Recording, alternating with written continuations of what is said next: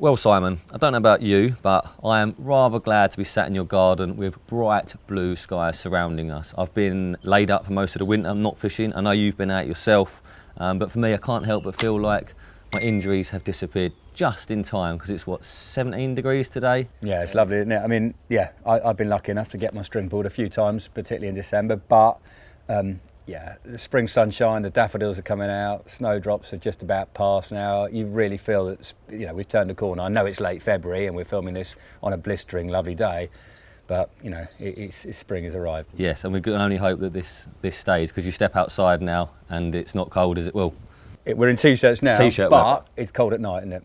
Yes, and that's so one of the first questions, and we went over this in the winter section. The warming, that's all to do with daylight hours, daytime temperatures. So how quickly are the daylight hours now increasing? You know, at what rate? Okay, good. It's a really good question. So at the moment they're increasing quite quickly. So and we're very aware of that. So you know, you're driving back from work and you think, oh, last week it was still dark. It's getting light now.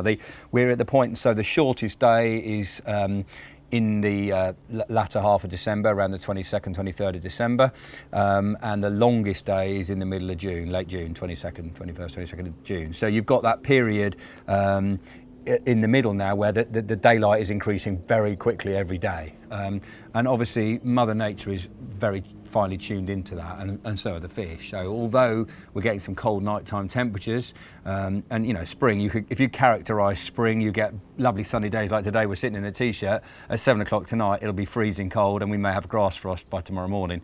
So you're getting, you know, warm days, cold nights. Cold night.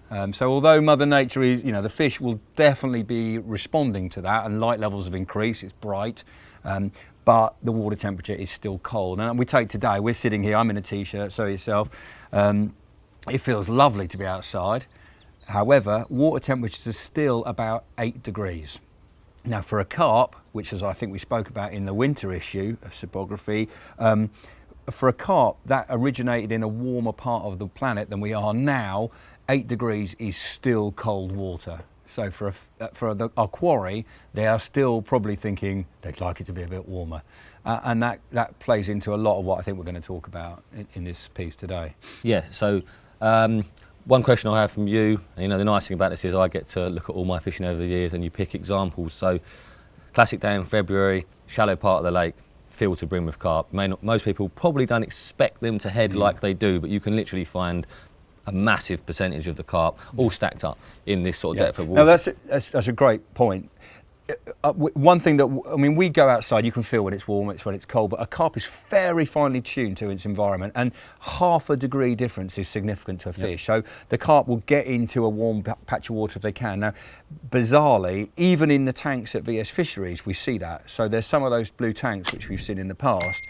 If the sun is shining on a bright sunny day in February, some of those tanks get illuminated by the sun, and believe it or not, even in that stressful environment in a blue holding tank, all the fish will be in a little section that's brightly lit by the sunlight. And that's not because they like sitting there in the bright sunshine, they're sitting there because it's fractionally warmer.